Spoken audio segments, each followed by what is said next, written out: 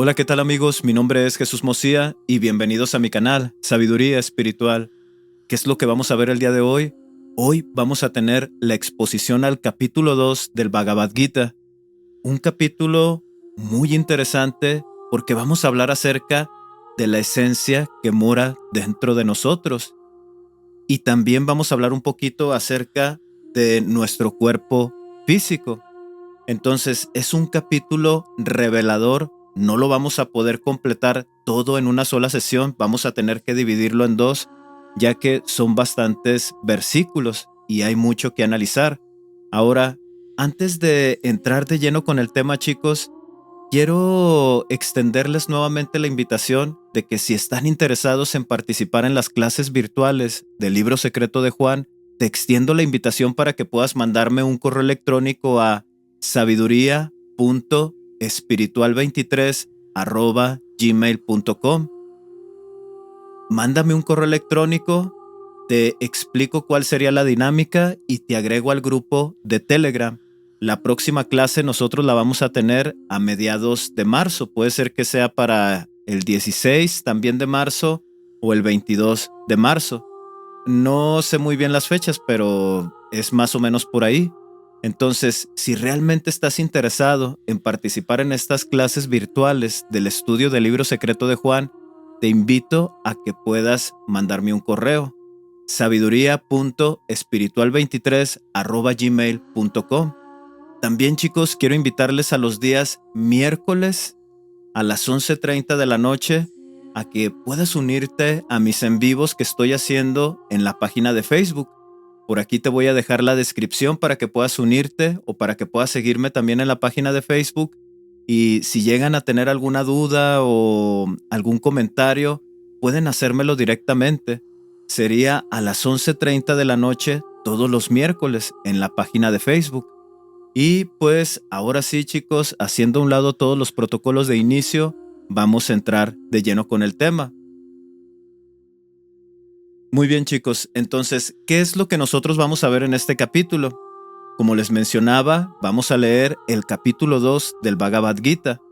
Para mí, en mi punto de vista, es un libro que me ha ayudado mucho después de que opté por buscar en otras documentaciones.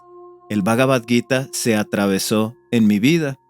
Y las primeras veces que lo leí, la verdad es que no fue sencillo entenderlo porque no tuve a nadie quien me estuviera diciendo cómo es que se puede interpretar el Bhagavad Gita. Ahora, ¿qué es lo que sucede? Que la mayoría de las interpretaciones que hay son religiosas y en todo momento se habla acerca de los rituales.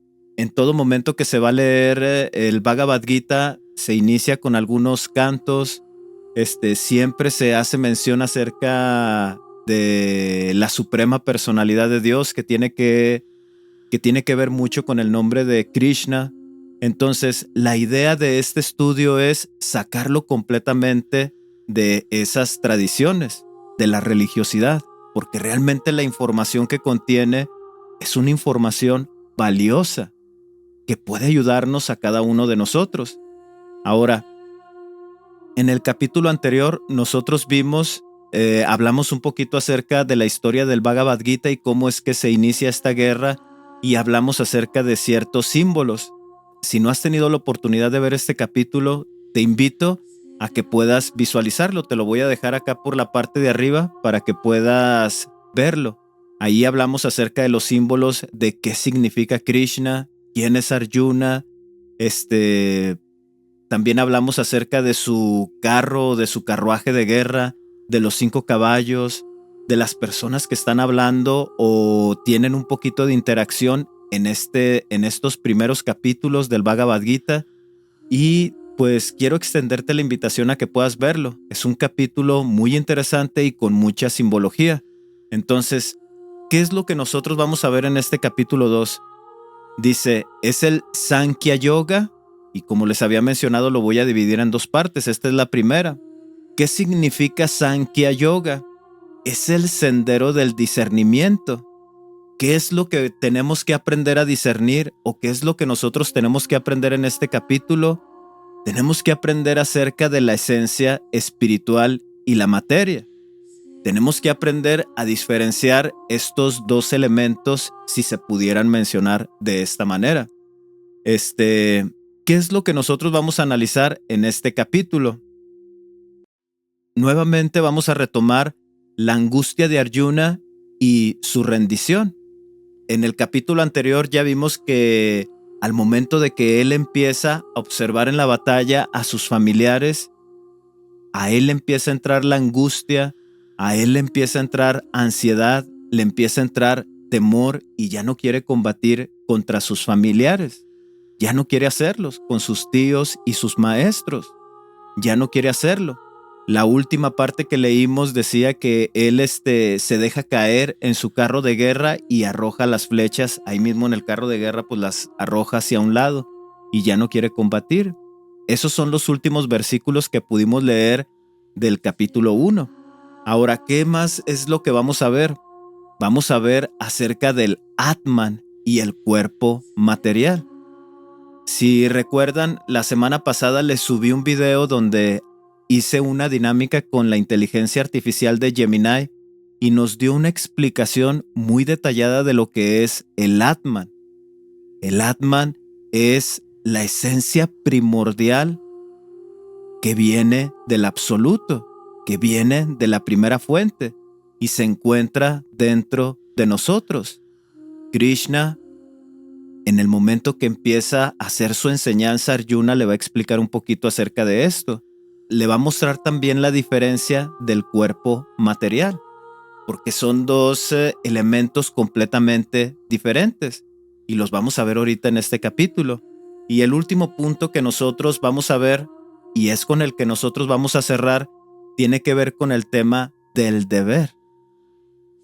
Porque también a medida que nosotros adquirimos conocimiento, es nuestro deber cambiar. No solamente quedarnos con la información, sentirnos eruditos o llegarnos a sentir más que las otras personas, porque eso sería un error. Y en estos mismos capítulos del Bhagavad Gita va a hablar acerca de estas personas. Entonces, ¿cuál sería mi deber al adquirir este conocimiento? Con eso vamos a ir cerrando. Entonces, chicos, vamos a entrar a la lectura. En el versículo 1 dice: dijo Sanjaya. Ahora, recordemos que Sanjaya es el sirviente o el ayudante o la mano derecha que se encontraba con el rey Dhritarashtra. Él, en una visión, está viendo lo que está sucediendo en el campo de Kurukshetra.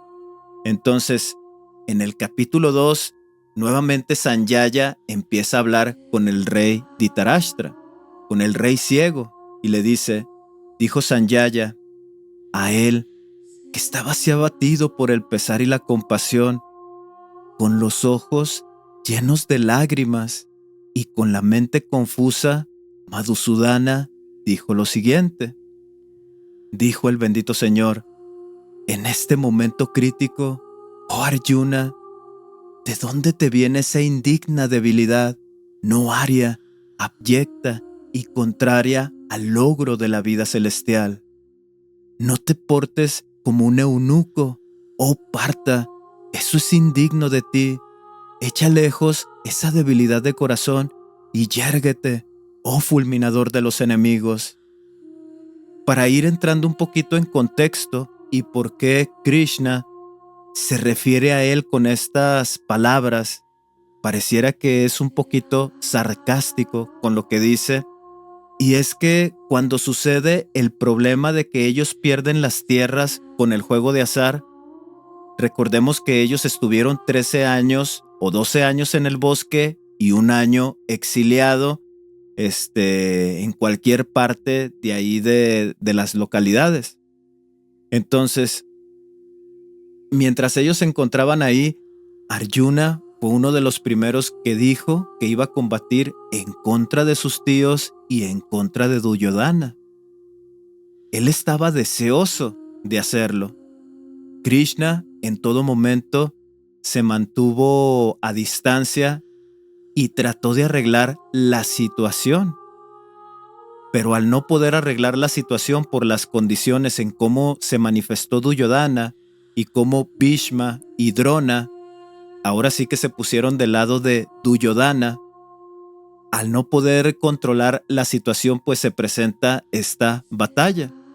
Entonces es interesante lo que le contesta Krishna, porque le dice: oh Arjuna, ¿de dónde te viene esa indigna debilidad?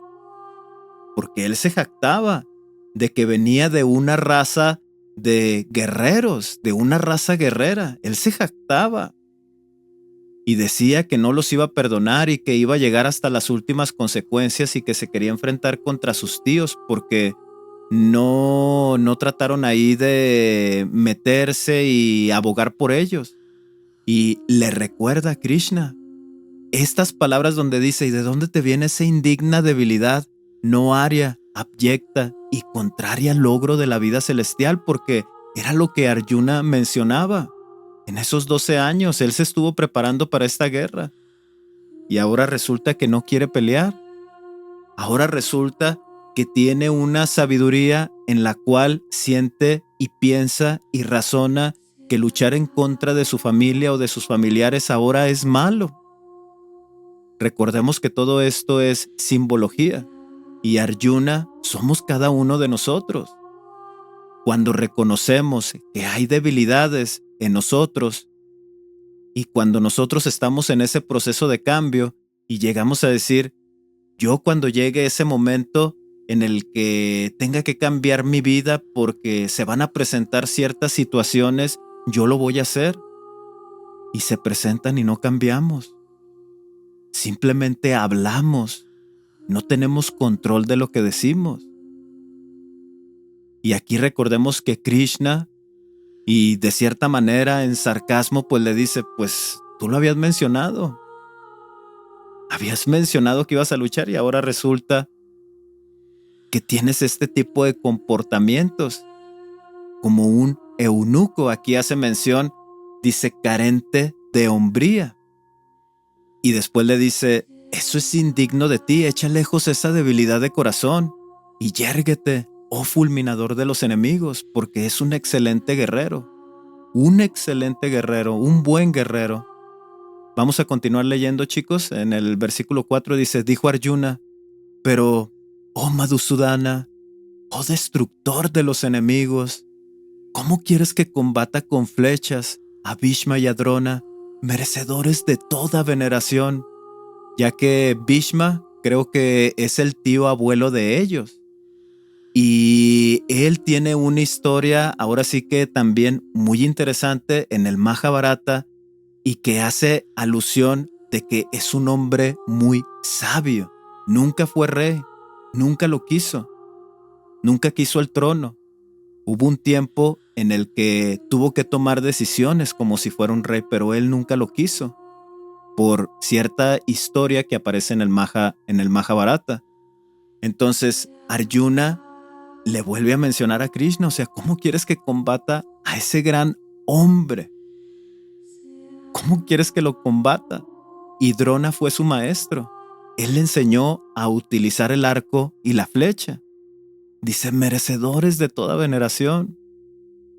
Y ahora sigue en la reflexión este Arjuna, dice: indudablemente sería mejor para mí vivir mendigando que matar a esos nobles mayores, que era como vivían en el bosque, así vivían, mendigando. Él prefiere esa condición, pero la enseñanza de Krishna va mucho más allá que solamente alejarse de los bienes materiales. Va mucho más allá este combate. Pero esa es la reflexión que está teniendo Arjuna. Dice: pero si llegara a matarlos, entonces todos nuestros bienes y placeres en este mundo estarían manchados con su sangre. Recordemos que en el capítulo 1 hace mención de que estos bienes materiales y estos placeres, o sea, de la riqueza y los reinos y todo eso, es para disfrutarlos en familia. Arjuna se lo dice. Ahora, si los matamos, ¿con quién los vamos a disfrutar? Y aquí le vuelve a hacer mención en el capítulo 2 donde le dice: entonces todos nuestros bienes y placeres en este mundo estarían manchados con su sangre. Se lo vuelve a mencionar, que ese acto bélico es malo. Dice el versículo 6, ¿no sabemos qué sería mejor? ¿Vencerlos o ser vencidos? Empieza a tener confusión. Estos hijos de Dhritarashtra, a cuya destrucción no queremos sobrevivir, allí están ante nosotros. Mi propia naturaleza está aplastada por la conmiseración. La mente está perpleja respecto al deber. Dime, te suplico, lo que sería definitivamente bueno para mí. He tomado refugio en ti. Soy tu discípulo. Instrúyeme. Y estas palabras, chicos, de una manera poética, de una manera, pues te conecta porque cuando entiendes que esta misma situación que está pasando Arjuna, nosotros también lo pasamos, te conecta. Al menos en mi caso, en mí lo hizo. Había muchos cambios que yo no quería hacer en mi vida. Por la iglesia, por mi familia, por mis amigos, por mi trabajo, ¿qué dirán?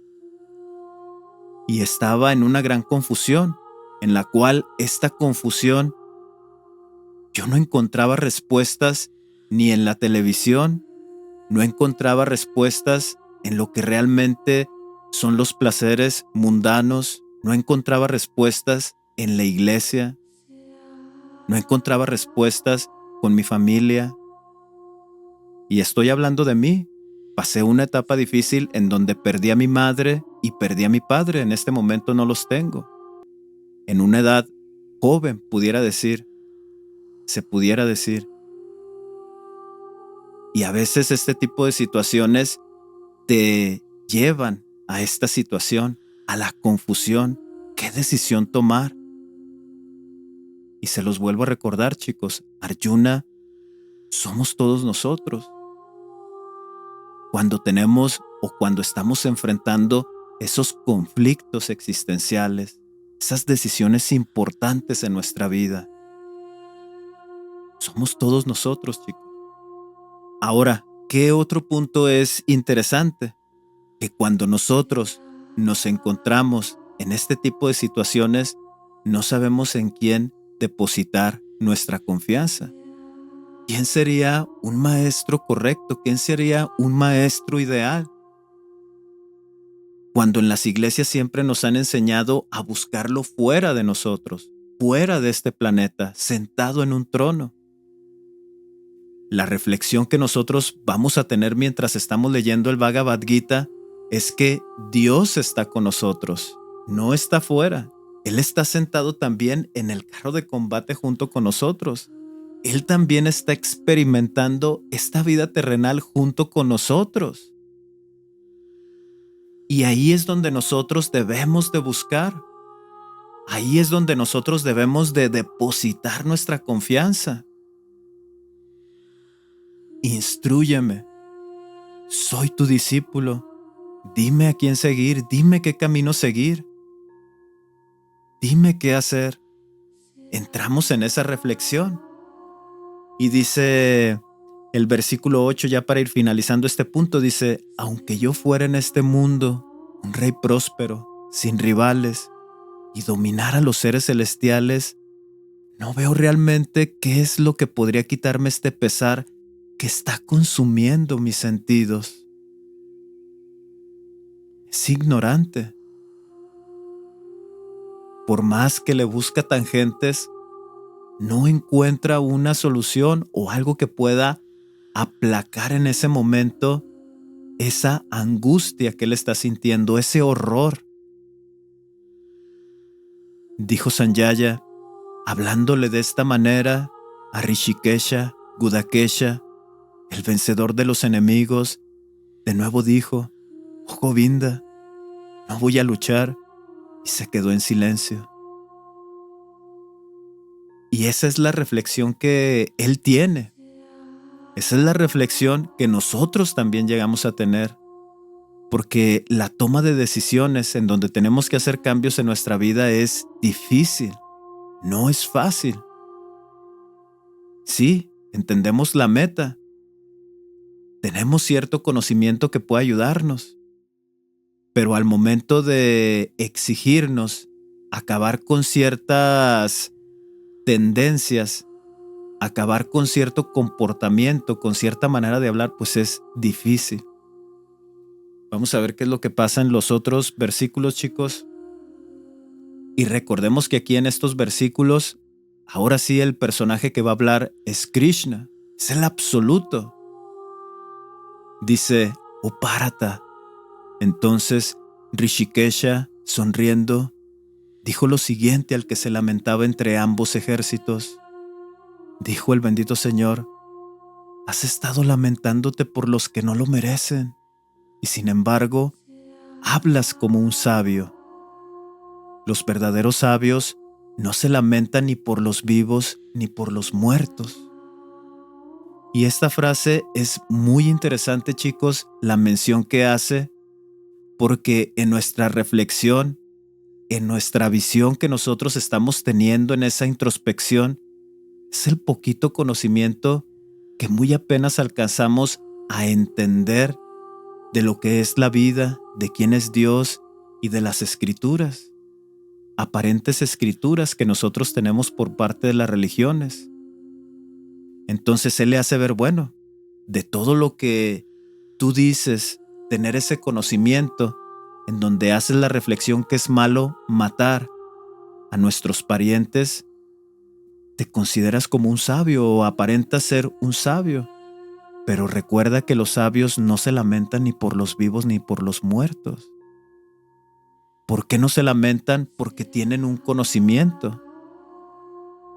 ¿Por qué estamos aquí? ¿De dónde venimos? ¿Hacia dónde vamos? ¿A dónde vamos después de morir? Entonces, el sabio tiene este tipo de conocimientos y al saber cuál es la existencia de la vida material, no le da temor y no le da terror tampoco. No está esperando a ver qué va a pasar mañana o qué me pasó ayer. Simplemente vive su momento presente. Nunca hubo un tiempo en que yo no existiera, ni tú, ni esos reyes, ni dejaremos de existir en el futuro. Y aquí empieza él a destruir todas sus creencias. Él empieza a destruir su ignorancia, diciéndole que nosotros siempre hemos existido y siempre vamos a existir. Es lo que le está diciendo. Nunca dejamos de existir. Así como el ser encarnado tiene su niñez, juventud y vejez, así también Él toma otro cuerpo y los sabios jamás se confunden sobre este punto. Qué interesante, chicos, la mención que le hace. Obviamente, Él sabe que su familia ha tomado decisiones incorrectas y lo mejor sería tener como una renovación en el cual en un futuro sus tíos, por las personas que se está preocupando, que en ese momento han tomado decisiones incorrectas, y se refiere más que nada a Bhishma y a Drona, que son hombres buenos aparentemente, pero han tomado la decisión de estar con Duryodhana en esa guerra. Dice que el conocimiento que él debe de tener es que realmente él no los va a destruir. Va a destruir el cuerpo físico, pero nosotros somos eternos.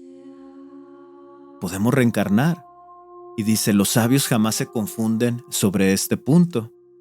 Y aquí viene algo interesante, chicos. Dice, oh Kaunteya, las nociones de calor y frío, de placer y dolor, nacen del contacto con los objetos. Tienen origen y fin y son transitorios. Ahora, ¿qué es lo que nosotros vemos? Que lo que nosotros podemos percibir con nuestros sentidos, tanto el calor como el frío, tanto lo que yo puedo observar, tanto lo que yo puedo leer, lo que yo puedo gustar, lo que yo puedo tocar y lo que yo puedo escuchar, dice o nos está haciendo referencia que es alusión de este cuerpo físico. Es eso que nosotros vemos, percibimos, sentimos, frío, calor, miedo, felicidad.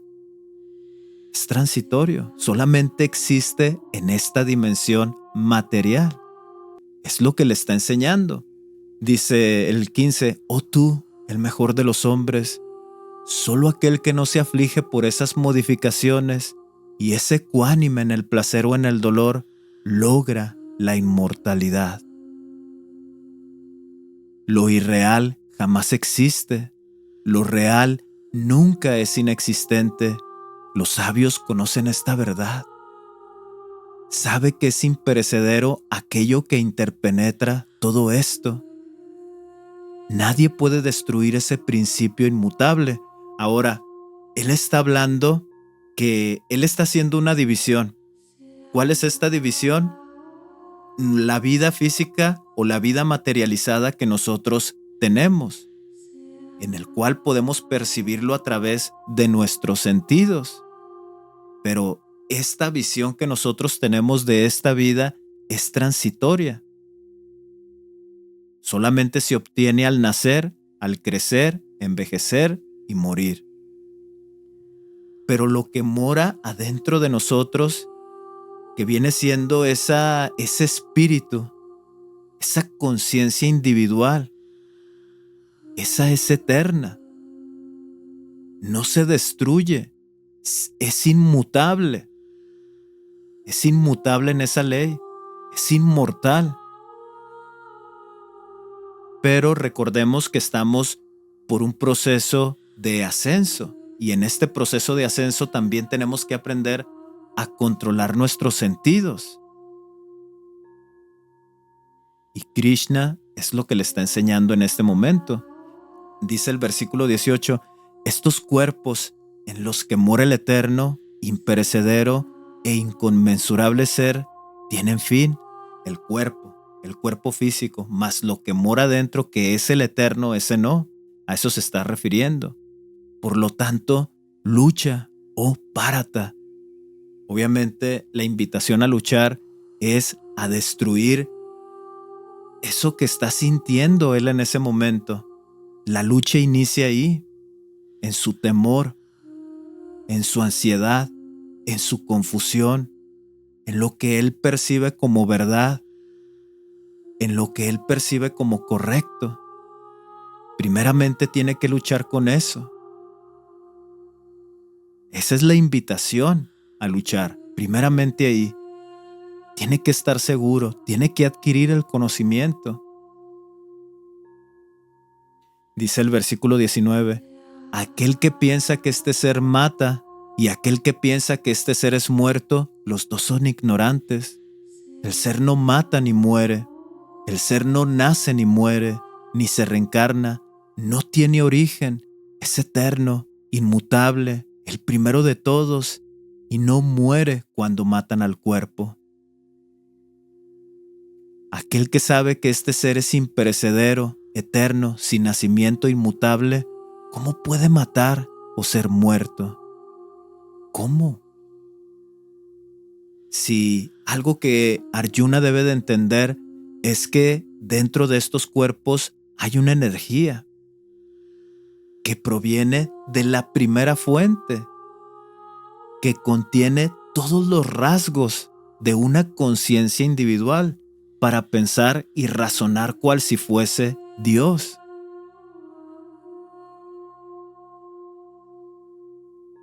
Lo único que muere es el cuerpo físico, mas esta entidad de luz, mas este ser lumínico continúa con vida. Y le empieza a explicar. Dice el versículo 22, como uno deja sus vestidos gastados y se pone otros nuevos, así el ser corpóreo deja este cuerpo gastado y entra en otros nuevos. Trata de que su enseñanza sea de la manera más sencilla para que Arjuna pueda entender el mensaje acerca de la reencarnación, acerca de este proceso de morir y volver a nacer. ¿Por qué sucede esto? Porque estamos en una rueda en ignorancia. Y la idea es adquirir conocimiento, aprender a controlar nuestros sentidos, alejarnos de ese engaño que tenemos a través de los sentidos. Esa es la idea. Entonces, ¿qué es lo que le está enseñando a Arjuna de una manera sencilla? Que existe este ciclo de reencarnaciones. Dice, las armas no lo cortan, el fuego no lo quema, el agua no lo moja y el viento no lo seca. Todo lo que nosotros entendemos como esta dimensión material, en realidad, no pueden tocar a esa esencia luz, no pueden tocar esa chispa lumínica que viene de la primera fuente.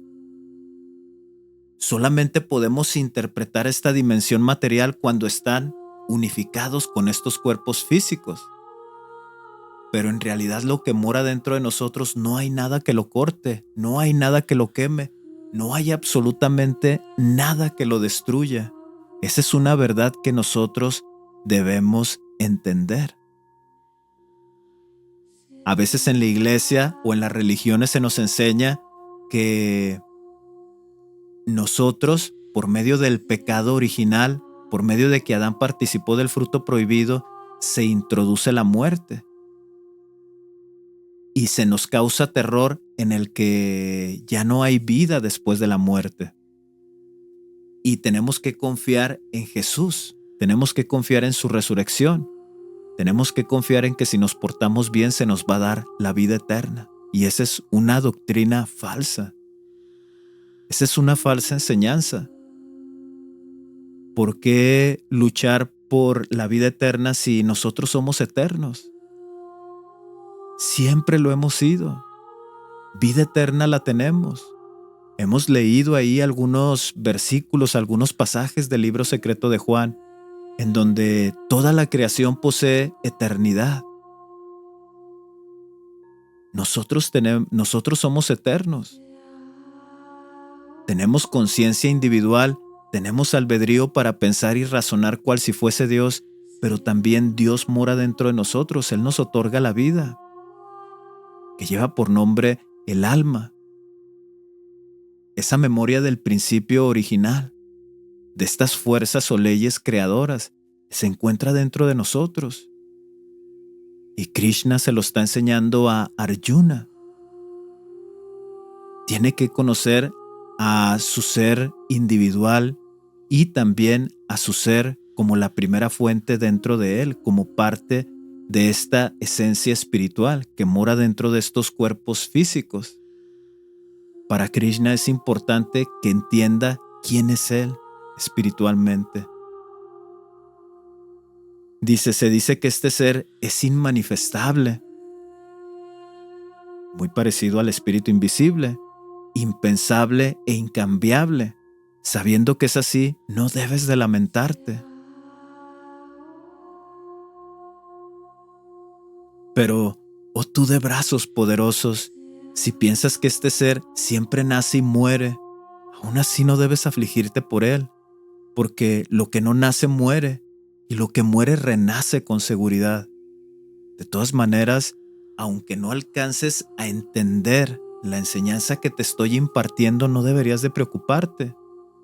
Es tan sencillo como entender que lo que nace muere, que es una ley inmutable en esta dimensión material, así como también hay una ley inmutable de que todo lo que muere renace con seguridad. Así de sencillo. Dice, por lo tanto, no debes sufrir por lo inevitable. Es inevitable. De todas maneras, aunque ellos no hayan tenido esa guerra, ellos iban a morir de todas maneras. A cierta edad ellos iban a morir. Pero ahora sí que dimensionándolo a nosotros mismos o trayéndolo a nosotros mismos, ¿cuál sería la enseñanza? Es eso, entender que dentro de nosotros está el absoluto. Y durante el transcurso de la vida, muy probablemente perdamos familia, padres, madres, hermanos, un hijo, que Dios no lo quiera. Perder a alguien tan cercano, un hermano, es parte de la ley de la vida. Y el entenderlo debe de traer consuelo. Este conocimiento, poderlo estructurar, meditarlo y entenderlo, debe de traer paz a nuestra vida. Es una ley irrevocable.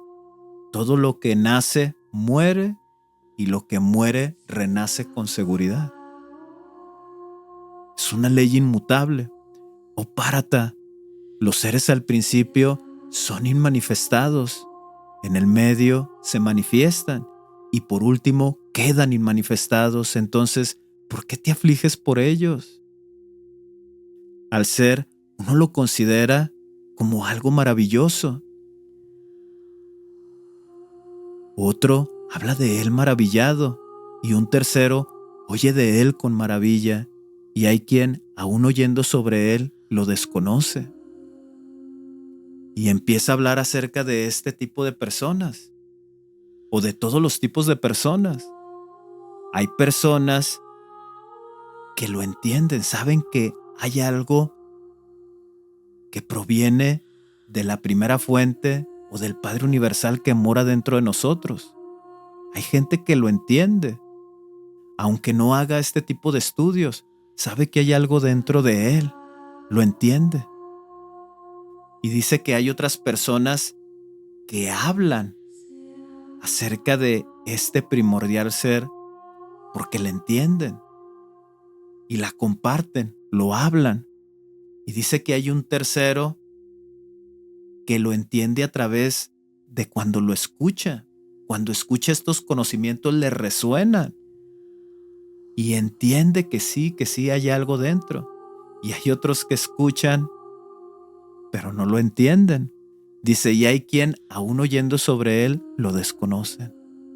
No creen que Dios se encuentre dentro de nosotros.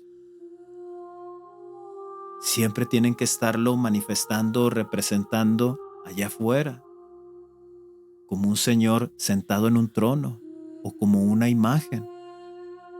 Su mente y su estructura mental puede escuchar otras filosofías, puede escuchar otra manera de pensar, puede tener las pruebas tangibles para saber que está dentro de él, pero aún así lo desconoce, no lo cree.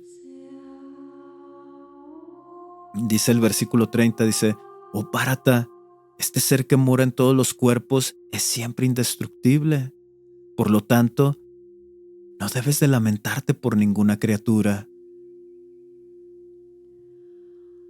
Dice, considerando tu deber, tampoco deberías de vacilar, porque para un castrilla no hay mejor suerte que luchar por una causa justa. Ahora, vamos a pasar al tema del deber. Ya estuvimos viendo lo que es la esencia espiritual y hablamos un poquito acerca de estos cuerpos materiales y cómo nosotros visualizamos este mundo a través de los sentidos, donde le dice que lo más importante es lo que mora dentro de nosotros. Ahora le va a hablar acerca del deber. También nosotros tenemos un deber, y ese deber es que cuando adquirimos conocimiento necesitamos cambiar. Van de la mano. No solamente debemos adquirir conocimiento y ya, sino que también nuestro deber y nuestra responsabilidad es cambiar. Dice, considerando tu deber, ese ya lo leímos, dice, oh Parta, son realmente afortunados aquellos kshatriyas a quienes se les presenta la gran oportunidad de luchar en una guerra semejante que les abre las puertas del cielo. ¿Cuál sería esta guerra semejante o luchar una guerra así? Precisamente la existencia en la que nosotros estamos viviendo, en donde hay mucha ignorancia, en donde hay mucho sufrimiento, en donde te enseñan mentiras como verdades. Aquí es donde tenemos que luchar. Aquí es donde nosotros debemos de ser valientes. y empezar a decir no. No creo eso, no creo en lo que tú dices. Voy a investigar aquí, voy a investigar allá. Esa es la guerra que se nos presenta a nosotros en la actualidad, lo que estamos viviendo. Dice el 33, dice, pero si tú no peleas en esta guerra justa, no responderás a tu reputación, faltarás a tu deber y cometerás un pecado. Además, la gente hablará de tu eterna desgracia, la que para un hidalgo es peor que la muerte. Estos grandes guerreros que están en sus carros considerarán que tú, por miedo, te has retirado de la batalla. Ellos te estiman mucho y ahora caerás en desgracia. Tus enemigos hablarán de ti en términos poco halagüeños. ¿Hay algo más lamentable que eso? Y obviamente estas frases son exclusivas para este momento que está viviendo Arjuna, porque hace mención de Bhishma y Drona en los primeros versículos. Ahora, ellos, Bhishma y Drona, cuando está uno leyendo el Mahabharata, realmente ellos saben que van a perder. Ellos lo saben, ellos saben perfectamente que van a perder la batalla. No se lo comentan a Duryodhana, pero entre estos nobles mayores hablan entre ellos y saben que esa guerra la tienen perdida, porque la batalla, como la están luchando, es por una causa injusta. Realmente son pensamientos malos por los que está peleando Duryodhana. Pero aún así, para enseñar a Arjuna y a sus hermanos y a toda la gente que siguió a los Pandavas, era importante ellos presentarse y manifestarse en esta guerra. Entonces, nada más aquí estas palabras sí son para Arjuna. Dice, si mueres en la batalla, ganarás el cielo. Si logras la victoria, disfrutarás de la tierra. Así que levántate resuelto a pelear, considerando igual al placer y al dolor, a la victoria y a la derrota. Prepárate para luchar y así no pecarás. Muy bien, chicos, entonces, ¿qué es lo que nosotros vemos en estos últimos versículos? Nosotros, que era lo que platicábamos ahora en la clase virtual del libro secreto de Juan, sabemos que la meta en nuestro proceso de transformación es lograr esa conexión con Dios. Y hablamos acerca de un ejemplo perfecto que era el de Jesús el Cristo. Ese es el reflejo de un humano conectado con el principio original, conectado con Dios. Ese es el camino que nosotros debemos de seguir. Nosotros tenemos que lograr ese estado mental y espiritual aquí en la tierra. Pero, como lo comentábamos ese día, este proceso es muy difícil. No es de la noche para la mañana, incluso no puede ser en esta vida. Pero nuestra lucha y nuestro esfuerzo debe de ser de morir incluso en la batalla, en ese proceso de transformación, en donde todos los días yo me esforcé por cambiar, en donde yo todos los días me esforcé por ayudar a alguien, en donde yo todos los días me esforcé por adquirir conocimiento, en donde yo todos los días me esforcé por controlar mis sentidos, en donde yo todos los días me esforcé por meditar, por buscar hacia adentro, por hacer esa introspección dentro de nosotros. Tal vez mañana, no lo sabemos, o tal vez en una semana tengamos un accidente y muramos. O también en este principio de la mutabilidad, puede llegar una enfermedad y morirnos en 2-3 años, no lo sabemos. Entonces, en nuestro proceso de cambio debe de ser todos los días. Debemos de vivir el tiempo presente y considerar, dice, considerando igual al placer y al dolor,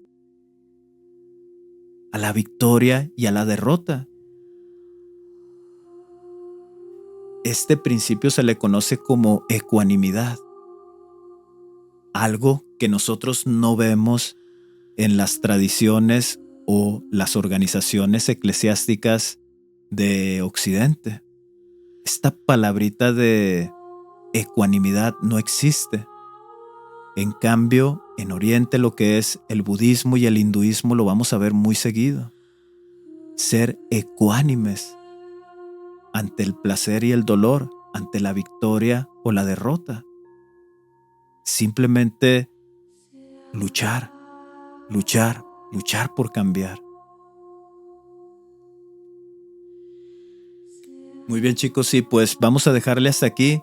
¿Y qué es lo que nos llevamos de este capítulo? ¿Qué nos llevamos de este grandioso capítulo? Como les mencionaba, cada uno de nosotros somos Arjuna. En este proceso del despertar espiritual, nosotros nos empezamos a cuestionar todo lo que nos han enseñado desde pequeños con nuestra familia. Nos empezamos a cuestionar todo lo que nos han enseñado en la iglesia. Empezamos a dudar. Entramos en ese proceso de confusión y se nos destruye esa visión que teníamos acerca de la vida, de lo que realmente es la vida. Arjuna se encuentra en ese preciso momento del despertar de conciencia, del despertar espiritual. Cuando nosotros empezamos en ese proceso, empezamos a leer aquí, empezamos a leer allá y nos damos cuenta que no todo lo que nos han enseñado en la iglesia tiene relación con la sabiduría ancestral, con los conocimientos ancestrales, con las tribus nativas americanas y con las enseñanzas del Oriente.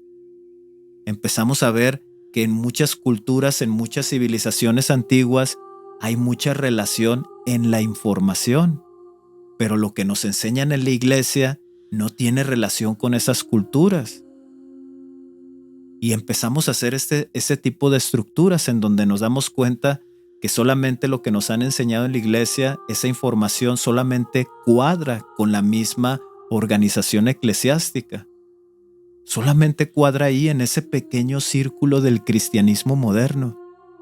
Solamente ahí cuadra esa información. Pero este tipo de temas en donde se habla de esa esencia espiritual que mora dentro de nosotros, que es Dios, es una pequeña fracción, es una pequeña porción del mismo absoluto que mora dentro de nosotros, se encuentra en diferentes tradiciones ancestrales en diferentes partes del mundo. El tema de la reencarnación, el tema de que hay que controlar nuestros sentidos, el tema de que hay que ver hacia adentro. Este tipo de información sí la vemos en todas partes del mundo, en civilizaciones antiguas, en tradiciones ancestrales. ¿Qué es lo que nosotros estamos viendo reflejado aquí en el Bhagavad Gita, en este capítulo 2? ¿Qué es lo que estamos viendo reflejado? Que para Krishna lo más importante en estos momentos para Arjuna es que aprenda de esa primera fuente, que aprenda que siempre ha sido eterna y que se encuentra dentro de él y que puede experimentar la materia a través de los sentidos. Para Krishna es importante que Arjuna aprenda a diferenciar esto. Ahora, como último, le habla acerca del deber. Es nuestro deber que cuando nosotros tenemos este conocimiento debemos de cambiar. Esa es nuestra responsabilidad.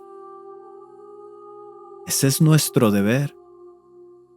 Ahora, tal vez tenemos deberes como esposo, tal vez tenemos deberes como padre, como trabajadores, debemos de cumplirlos. No debemos de hacer un deber que no nos corresponde.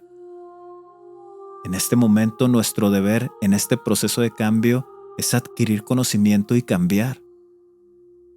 Ese es nuestro deber en este momento. Entonces, chicos, vamos a dejarle hasta aquí.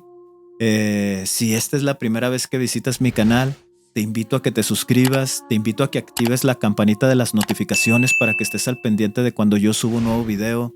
Te invito a que esta información puedas compartirla con otras personas que también están iniciando en este tipo de búsqueda, que están empezando a leer otro tipo de documentos. Créanme que el Bhagavad Gita les va a ayudar muchísimo. En mi vida lo hizo. me ayudó a aterrizar, a poner los pies en la tierra con esta información. Aquí es donde aprendí acerca del tema de la reencarnación. Aquí es donde aprendí que realmente la confusión está a través de los sentidos, sin aún haber conocido el libro secreto de Juan. El Bhagavad Gita es un libro impresionante en donde viene muchísima revelación para ese proceso de transformación. Entonces, puedes compartírselo a esas personas. No tengas miedo. Hazlo. Ahora, déjame tus comentarios. Dime qué piensas acerca de lo que nosotros vimos. Y pues chicos, nuevamente hago la invitación. Si quieres participar en las clases virtuales del libro secreto de Juan, mándame un correo a sabiduría.espiritual23@gmail.com. Ahí nos ponemos de acuerdo y te agrego al grupo de Telegram. Y todos los miércoles estoy teniendo los en vivos en la página de Facebook. Si te gusta desvelarte, nos vemos a las 11:30 de la noche. Y pues chicos, esto sería todo de mi parte. Me despido y namaste. Hasta la próxima.